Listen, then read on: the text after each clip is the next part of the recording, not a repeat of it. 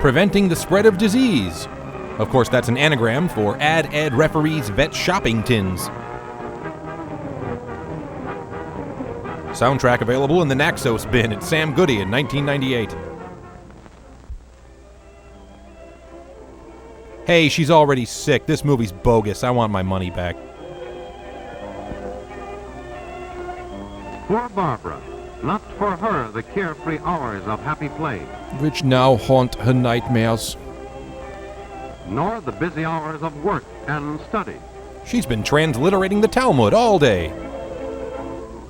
What has happened to her that she lies there so hot and feverish, so weak and dizzy, so miserable with suffering and pain? She ate at Cracker Barrel? Our body is just like a little country that has been invaded by an enemy army. This aggression will not stand, man. But the enemy in this case is not big soldiers. This invading army is so tiny that it can be seen only through a microscope. Nano-Nazis. Its soldiers are the germs of communicable disease. Some of these disease-causing organisms are so small that they cannot be seen even with the most powerful microscope. They are detected only because they can pass through the tiny holes of this filter. Hey, I've been using that to make smoothies. A communicable disease is one which can be caught from someone else. This means that the germs have to leave the body of a sick person and enter the body of one who is well. Don't label me, man.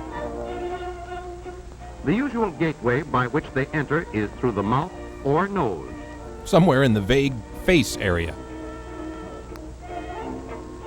How do germs make the trip from sick to well and thereby spread disease? They may travel by one of several ways. The many lives of Carol Beer. Coughs and sneezes, which are not protected, send germs in a direct spray. Well, it just sounds gross when you say it like that. Kissing also gives germs a direct, short trip. Only kiss people who are already dead. The public drinking cup is a favorite means of travel. I rode one to the store the other day.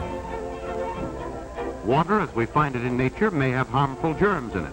If we drink such water without first boiling it, we are giving these germs a free ride into our bodies. Gas or grass, nobody rides for free.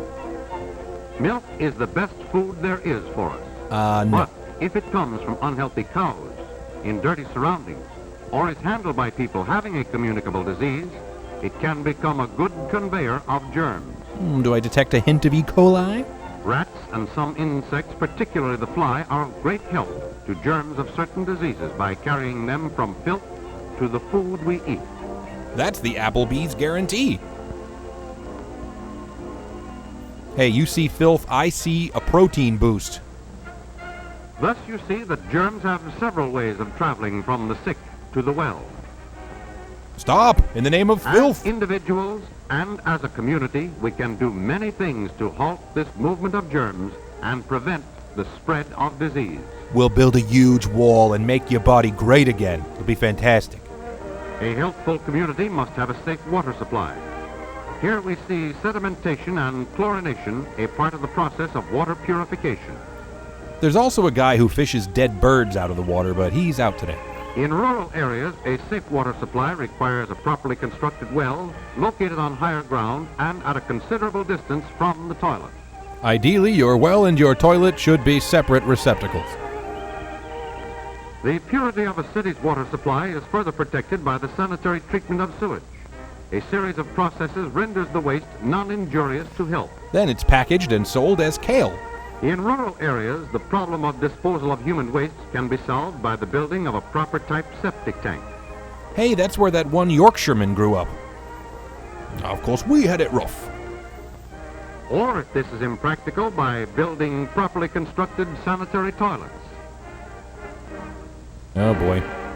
Heck of a place to lose an earring.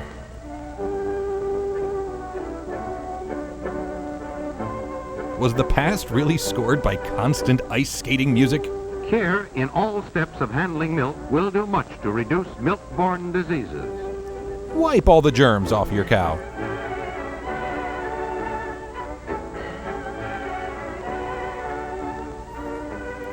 I feel a lot safer knowing this one farmer is polishing a cow. Cleanliness in the dairy. Healthy cows. Clean and healthy milkers. Healthy Milkers sounds like a website you should not try to access at work. Buckets. And cans so constructed as to keep out dust and flies all help to bring us safe milk so important in our lives.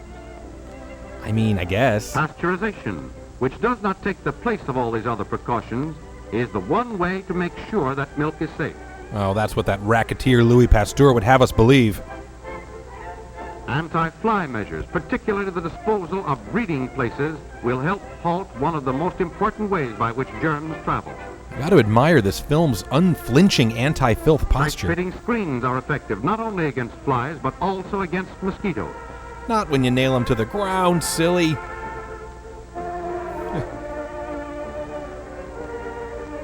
We can do much to prevent the spread of disease by keeping away from those who are sick. Big sale on scarlet fever. 15 cents a pound. Let's get out of here, sis. Common sense tells us to stay away from indoor crowds whenever communicable diseases are prevalent. Diseases like spring fever, March Madness, and Legomania. Always call the doctor early whenever a communicable disease is suspected. Early treatment may lessen the severity of the sickness and halt its further spread. According to my instruments, you don't exist. Here, eat this small hammer.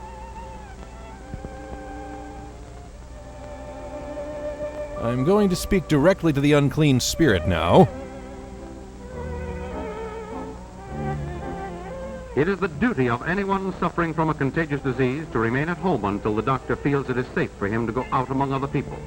Sorry, ma'am, I'm prescribing another decade in bed.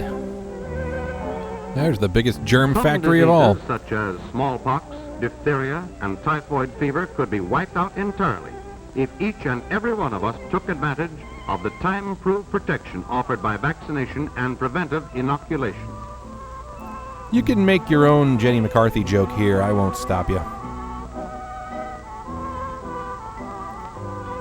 I hope that's a clean needle, Dr. Feelgood.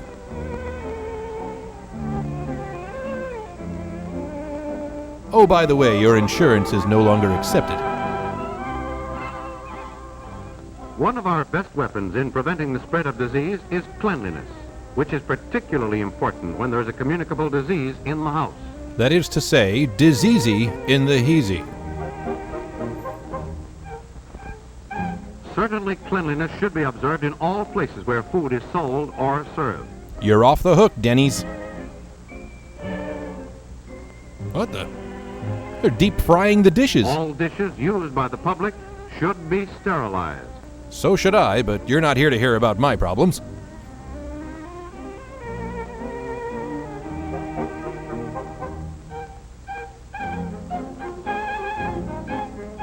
Tonight on a very special Diners, Drive-Ins, and Diseases.